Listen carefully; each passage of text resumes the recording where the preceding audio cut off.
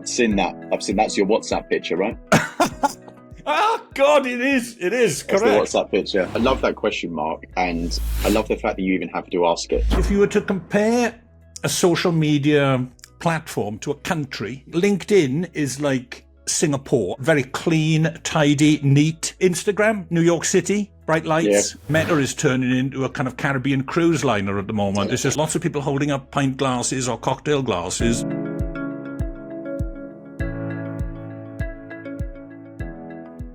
Hi, it's Mark Edwards here from the Channel Zone. Today we have Neill Murphy. Neill is an enterprise sales guy from a company called Oktopost. I came across Neill online on his LinkedIn profile. I think it's fair to say his enthusiasm just kind of rolls off the screen. You don't often see that nowadays, and I was kind of reminded of it. I even put a post on LinkedIn this morning about an old book by a guy called Frank Bettger. Frank Bettger wrote a book called How I Raised Myself from Failure to Success in Selling. It's probably written in the 1950s, but chapter 1 is all about enthusiasm. And Neill, you are brimming with enthusiasm. So thanks ever so much for joining us here. Can we kick off by you giving us a little bit of background on yourself, maybe from your time at Fleet Forensics and maybe up to where you are today? Just fill the audience in, please. Yeah, of course. Mark, thank you for the introduction. So look, really looking forward to speaking with you today. I think one of the reasons we spoke around coming on this podcast was around how we can, talk a little bit around social selling when it comes to, articulating, value props and organizations across LinkedIn specifically, right? And right. We discussed, at the beginning when we spoke last week around this, the marked change in marketing recently, right? Where previously, I think my time at Fleet Forensics for sure, and many other organizations 8-9 years ago, they had a very focused marketing strategy on driving leads into an organization, right? And that was the primary focus, is driving web traffic to websites with gated landing pages, right? And you'll remember that. I mean, back in the day, you have to fill in your details to submit and read a blog sometimes, right? I'm amazed to hear a guy of your age there. I just wonder that you're saying back in the day. I've got to stop myself from saying back in the day. Because back in the day for me is like 1986 or 1992. You were probably born around that time. So back in the day for you then is 2010, is it? Back in the day for me is around 2010, Mark. Yeah, that's it. All right. Yeah, I mean, and marketing teams have moved away from sort of the gated content to a much more kind of educational demand strategy. And you'll hear that a lot, right, across LinkedIn, which is, well, how do we generate demand through ungated content designed to educate buyers in their awareness and consideration phase, right? So that's what I've been working on recently is helping organizations deploy those models across social networks through both brand channels and through their employees as a virtual extension of their brand. Yeah, and Oktopost is the infrastructure, the architecture to help facilitate that. Yeah, I mean, for those of us who aren't too au fait with those type of platforms, can you give us a bit more insight into what Oktopost can do, what the value is to organizations? So Oktopost is essentially, it's a centralized platform that allows organizations to run two strategies, right? A brand publishing strategy across social networks and an employee advocacy strategy, which essentially allows them to provide pre-approved copy to their entire organization to then share out to their own personal accounts, right? Right. The whole idea being that organizations' employees typically have a 10x reach of the brand channels. As you know, employees tend to get a huge amount more engagement on their content than brand channels do, right? So the idea is, can we deploy both a brand strategy and an advocacy strategy, but importantly, bring back any insights from the content shared into a CRM system to prove business impact? So that, in a nutshell, is what Oktopost does. So it's like it is effectively the digital transformation of marketing more than anything. I think it's more of but again, if we can kind of look at, because again, so I'm assuming Oktopost will be used by organizations that are using all of those social channels, but also integration with website traffic and whatever. From the seller's perspective, and our I reckon our audience here is more likely to be, excuse the term, blue suit, white shirt, red tie, BMW driving salespeople, but of a a kind of enterprise software or tech sales environment. I don't think TikTok is gonna work. I thought actually it only kind of occurred to me. It was either last night or it was in bed this morning, just as I was kind of getting up. If you were to compare a social media platform to a country, I think LinkedIn is like Singapore. I don't know if you've been to Singapore. It's very clean, tidy, neat. I'm thinking, what else? I'm thinking, not TikTok. I mean, Instagram, New York City, maybe bright lights, buzzy. Meta, to me, unfortunately, due to my connections on there, Meta is turning into a kind of Caribbean cruise liner at the moment. There's just lots of pictures of people getting on boats and holding. I don't know whether it's the same for your era. Lots of people holding up pint glasses or cocktail glasses to the camera. And I don't know what if those are the locations, what would TikTok be then? I haven't really ventured onto there at all. But your platform will be measuring that as well, will it? It will be measuring that as well. I think predominantly when we're looking at the B2B space, LinkedIn's going to be the go-to, right? I think if you look at footfall on LinkedIn, over 1 billion users now. It's a massive number, right? So I think LinkedIn predominantly for B2B, right, is going to be the kind of go-to. And I think, from an employer branding perspective, you'll see that some organizations are leaning on the likes of TikTok, right, the likes of Instagram to better articulate their brand message, right, to potential employees. But I think from a demand focus, driving leads into the organization, educating buyers, for sure, LinkedIn's the place to be in the B2B space.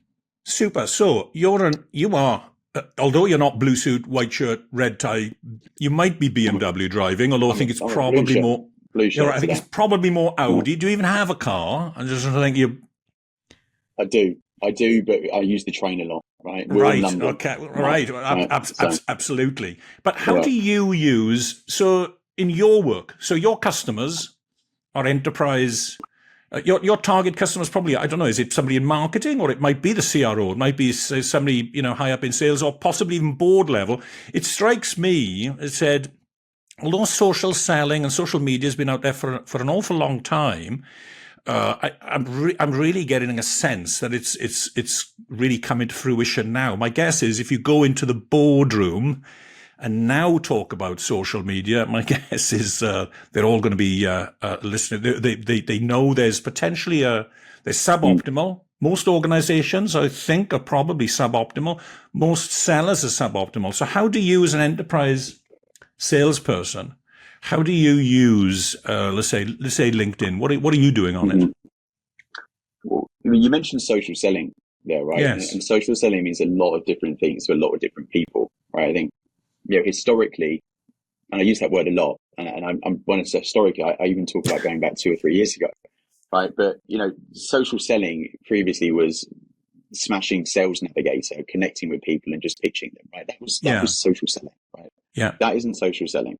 No. Right? Social selling is providing valuable content that organizations or your target market can consume in their own time with a view to eventually organically creating a lead in whatever CRM system you use. And I'll explain that a bit further, right? You'll have seen, across the networks that, people want to be educated before they fill in contact forms, right? And speak to sales. I think, I read a stat the other day, may even have come from Gartner, that 78% of the buyer journey is now conducted away from sales. Right? Correct. So did you have to fill in a form for them to tell you the 78%, or did Gartner insist? Were they gated? I think I saw it on LinkedIn, Mark. Right? I think I saw it on LinkedIn. And so what was that number again? Sorry, what was that? It was. So 78% of the buyer journey, it's now conducted away from sales. Right? So that shows you that there's a huge amount of awareness and consideration and research that goes on across social networks until such point that someone does become part of a marketing or a sales system organically, right? So social selling, in my mind at least, and certainly with the many CMOs that I speak to, is around, well, how do we better educate people in their awareness and consideration phase until such point that they show some kind of intent by Yes. engaging with our content. And then we might go out through the more direct routes, through a sales navigator, or, let's use the telephone mark, right? Pick that up and get in contact with people still as well. But leveraging that data that we see across the networks to better educate and understand what our customers are interested in engaging with. And that's the way that I view social selling, and the way that most B2B organizations are starting to understand how it works. Yes, I think they're catching on to it. Listen, a Yeah. lot of customers they want to keep the salesperson at arm's length. They don't necessarily want to spend much agreed. time with a seller. With some, yes. I think another element that's coming to my attention is I think also what they're able to do if they do look at your profile on LinkedIn, they're able to kind of pick up not just about your company, but the personality of the individual as well. And I think it's always been about people have always said people buy from people. So your personality is hugely important. And I don't know whether the enterprise sales community at large are particularly good at presenting or communicating, expressing their personality on LinkedIn. I think many of them possibly feel constrained. They're like in a straitjacket. There probably are limits as to what they can do and what they can say. But my guess is, as I said, your profile, you jump off the page. I know it's not really a page, but the LinkedIn thread, but the video stuff that you do, I think there's some great, whether it's featured content, I think it was on your profile, is maybe 4 or 5, I would say 2-minute, fantastic kind of education pieces. As I said, you're enthusiastic about your product. You seem to really like the space that you're in. Very fortunate with regards to that. I think there might be an awful lot of salespeople that aren't in spaces that they're really enthused about. But that, as I said, jumps off the page. So what any advice for sellers, for individual salespeople, perhaps whose organizations haven't quite had that light bulb moment yet about social selling and how it can be of value? What can the individual social seller do to start, say, building their profile, building their network, and communicating more effectively? What are your thoughts? Pictures, posts, likes, comments, what? I think it's a great question, and much of what you said resonates highly with me, right? In that, salespeople are quite often not very comfortable in publishing content across LinkedIn. They either don't know what to say, right, or they don't have the time, or they're just not confident in doing so, right? So you have to start somewhere, and whether that's just a text post or whether that's a video that you alluded to. But as a seller from the get-go, what I did was I looked back over my last 5 or 10 sales calls, right? And I listened to them, right? And understood, okay, what are the 5 pain points that I'm hearing from my customers on a week-to-week basis? Okay, so I wrote them down, and that gives me my content for my videos, right? So, for instance, some of the marketing teams I speak to are unable to prove the business impact of their employees sharing content across social, right? So I'll put a video together on that, right? It might be that, you're a seller that's selling ERP systems, right? And you understand that they have specific pain points, the people you're selling to, and you write those down on a sales call and you create some content around that, right? But I'd go further to say that it can be quite difficult to do that from the get-go, right? Because it's putting yourself out there in a domain that, is ultimately a professional network, right? But really, you just got to be authentic, right? And just put yourself out there, right? And just be yourself. I think that's the most important thing. But in terms of sort of content creation and what to create and what to think about, just look back on your last sales calls. Easiest thing to do. And if you're working closely with marketing, then bring marketing in as well. Provide them some variations of copy. Look, I'm thinking about posting this. What do you think? Anything you'd add to that? And try and work closely within the organization as well. Okay, so that would be, my advice, at least sort of starting out if you're sort of publishing content across LinkedIn today. What I find odd, unsettling, frustrating is you can it's so unpredictable. I can put a post up sometimes and I can get, wow, you know what I mean? Look at this, it's gone. And maybe over for me, I would say if I get 100 likes for something, I think that's great, great going. And then I do do another post and all of a sudden it gets about 50 views and 1 like. I don't know how.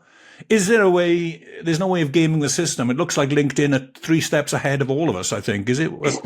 Because there are cheats, aren't they? What are your thoughts on, is the phrase, what they call them, kind of some kind of pods that people put together to try and help one outside of companies. Those are effectively trying to game the system, aren't they?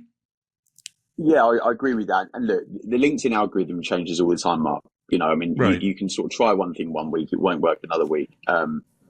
Engagement pods, explain what you mean by that. I think I understand what you mean. I think it's right.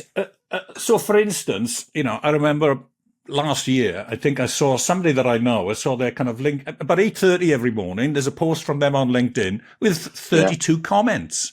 And I look at the comments, and the comments to me, like, hang on a second, this person's in this industry. What's this guy commenting on it for? You know what I mean? The connection didn't really seem to be there. But then, I see that. Anyway, the following day, 8:30 in the morning, same thing again. Another comment, another post, and another 32 comments, very, very quickly applied. And I kind of get the impression what that is, whether they're connected on WhatsApp or whether they've got a little agency that are kind of doing it for them. Where they've handed over their LinkedIn. Does that go on? I definitely see that. Like I see that mostly, interestingly, with sales influencers on LinkedIn that typically are trying to sell courses, right? And actually, you see a lot of AI generated content and comments underneath them. Do I think it works? No. Reason being, it's inauthentic and it doesn't give the seller a true reflection on whether or not their content is actually being engaged with by the people that they want to engage with. That's right. That's the key thing, right? Yeah.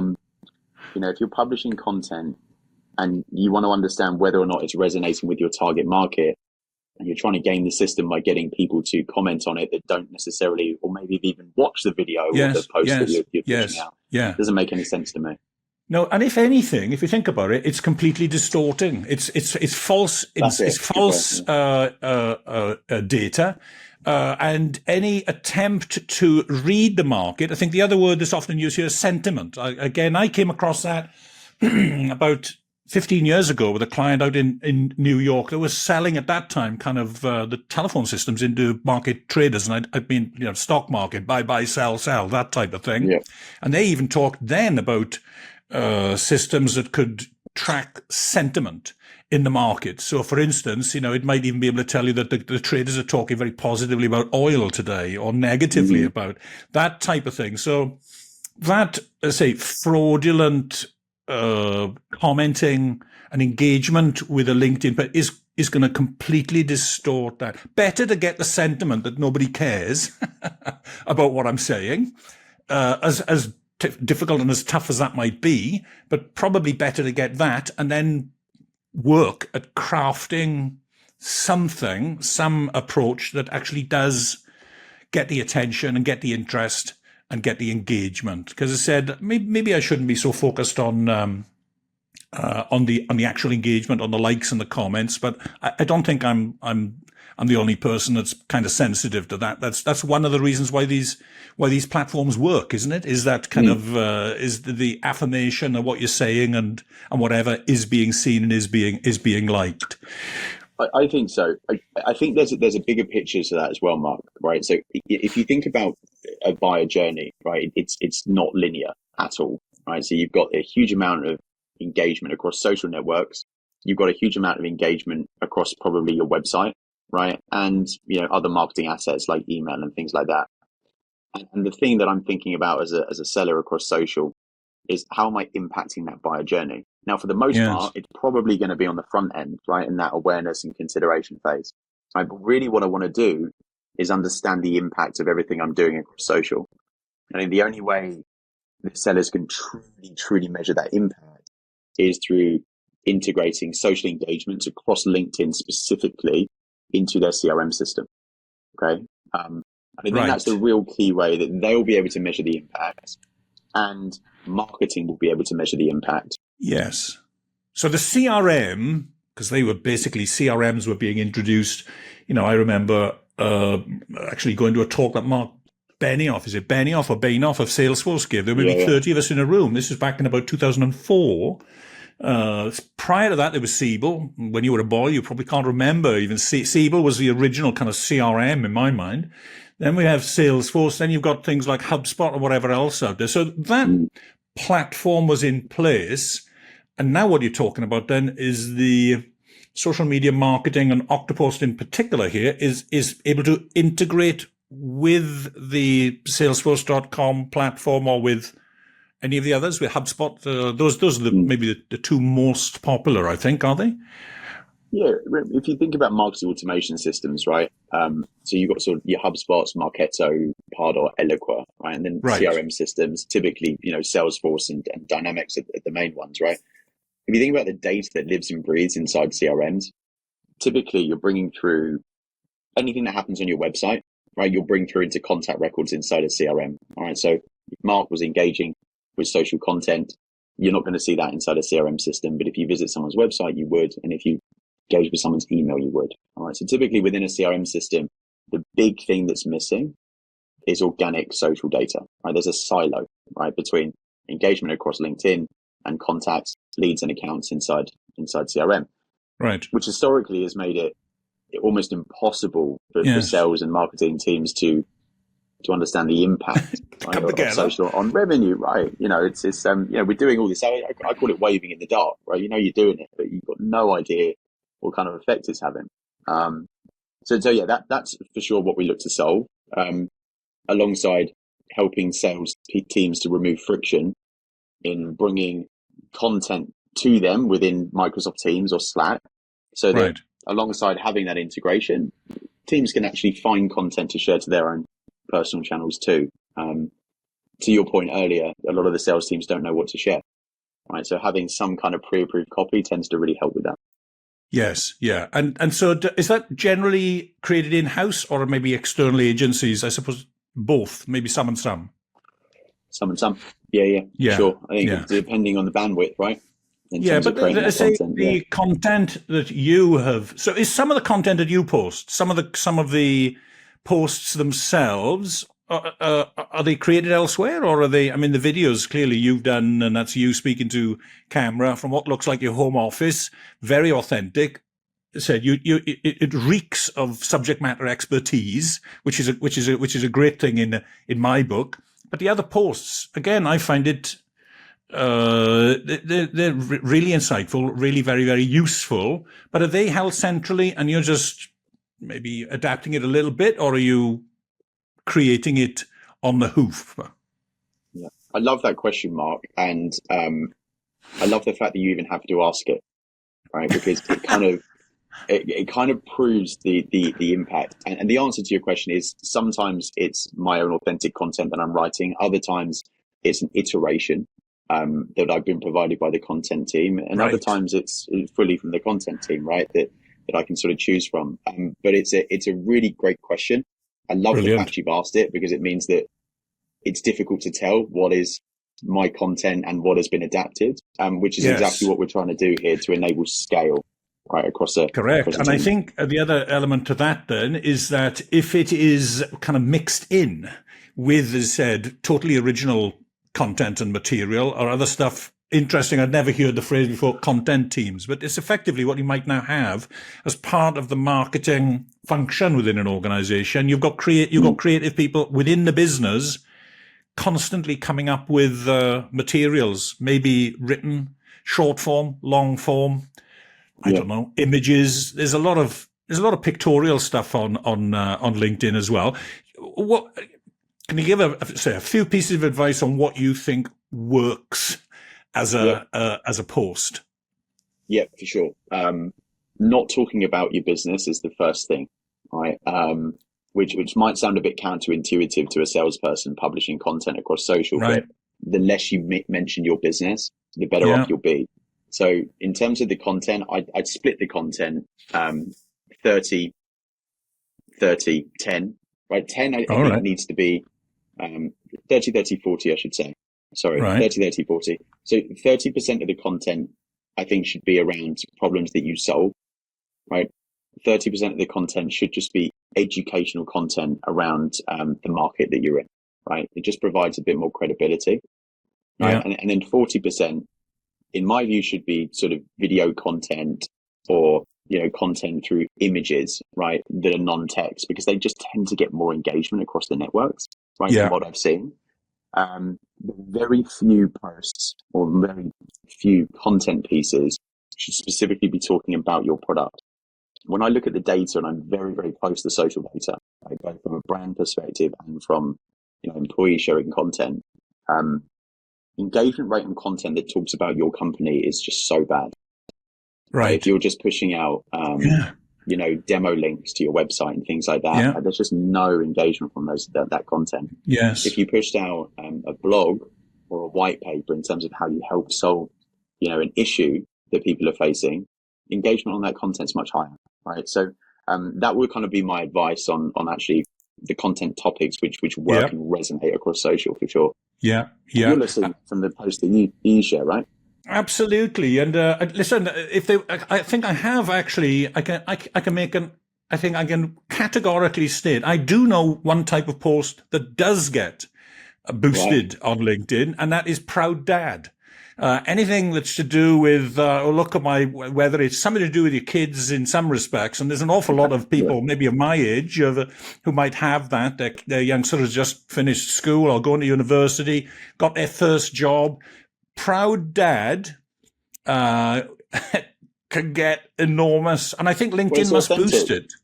Yeah, well, it's authentic as well. It's authentic. I did a post recently on I had heart surgery 6 years ago, and that got a major kind of response out there. Which for me, I said, I've got about 3,000 followers at the moment. I'm hoping to boost it to see if you can do anything to help me in that area. Please do. But I got about 100. You what? No engagement pod for that.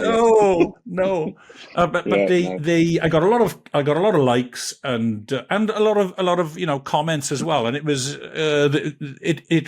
clearly the post did resonate. It was relevant to an awful lot of people, because the point I was making was I was a very busy kind of globe-trotting businessman in my early 50s at that time, ignoring health signals that were coming to me loud and clear from a heart that wasn't pumping properly.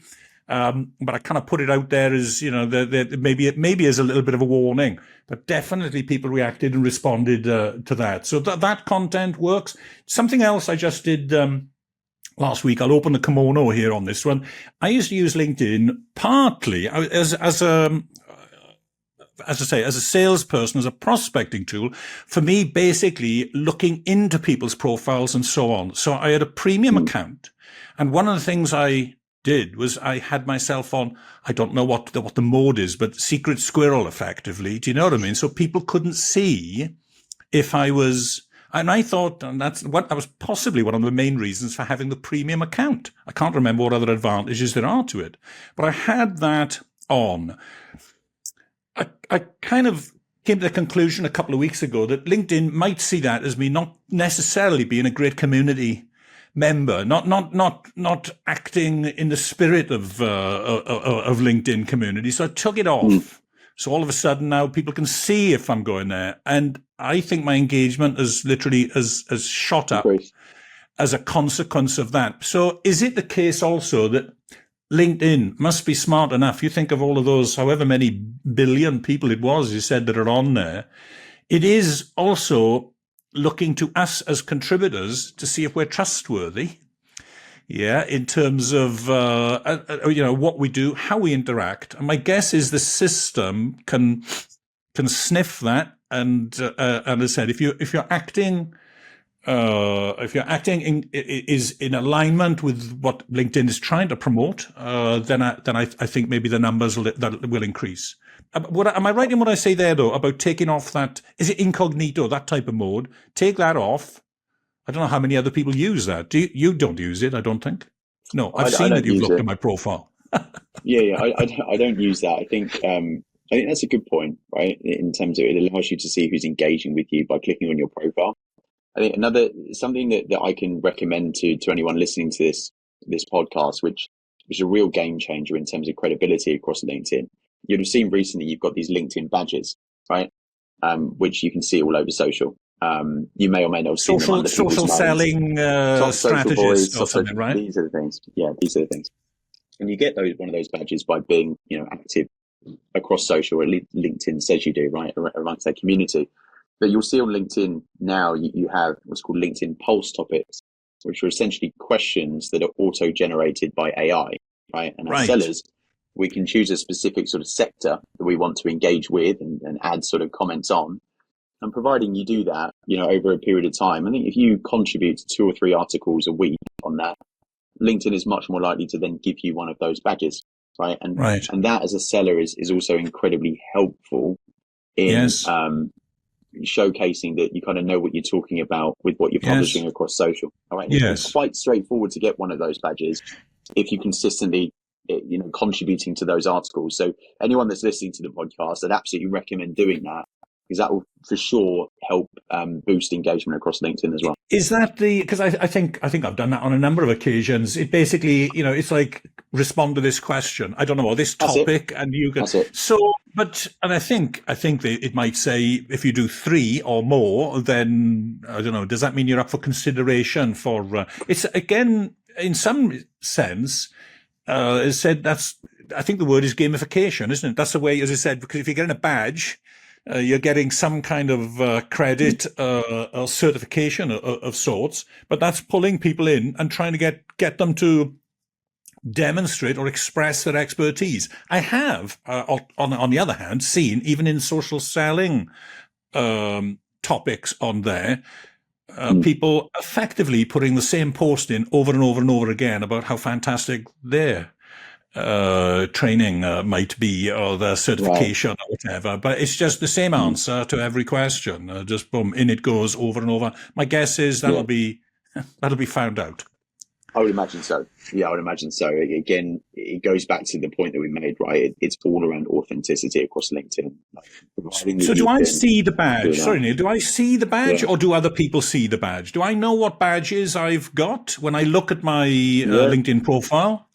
Yeah. So when you visit your LinkedIn profile or any other person's profile, you'll see, I think it's in gold, under their name at the top of the profile. It will say top whatever, right? They are. Gotcha. And I think LinkedIn reevaluate that every 60 days based on what you've done over that time period in terms of contributions. You could be decertified then, basically, as if you hadn't done anything. I believe so. I haven't yet been, but you can be, I'm sure. Yeah. Right. Yeah. Well, I'll have to take that into account. So, okay. Well, look, I can't quite believe the amount of stuff I'm picking up from you, bit by bit by bit. As said, also from your post and from what we've done here. Any last, any final talking points? Anything that you might want to kind of put out there? You have been very good not selling your product whilst we're on here. You've been providing us, I think, with insight, information, and I'm sure a lot of the listeners and viewers, as I am, will be taking stuff away. Any final points that you would like to make before you disappear? I think, we've spoken a lot around social selling and the value of authenticity. So, my advice to anyone would just be to just get out there and do it, right? And be confident enough to publish content and start to learn from everything that goes on across the networks, right? So what content do they see resonates? Because something might resonate for you, Mark, that doesn't for me, right? Across the networks, and the same for someone else, right? So it's just about being, conscientious of that, setting aside some time in your schedule, every, couple of days to publish a piece of content, and then just pay very, very close attention to the data, right? And understand what works and what doesn't. I think once you've done that, you'll become a lot more confident with publishing content across LinkedIn. And just remember at the very end of it, it has to be around education rather than selling. That's what I leave you. That's fantastic. That's great advice, delivered with panache and enthusiasm once again. So Neill Murphy, social selling strategist extraordinaire. Thanks ever so much for joining us here on the Channel Zone. And we'll have you back undoubtedly at some point in the future, Neill. Until then, all the best. Thanks so much, Mark.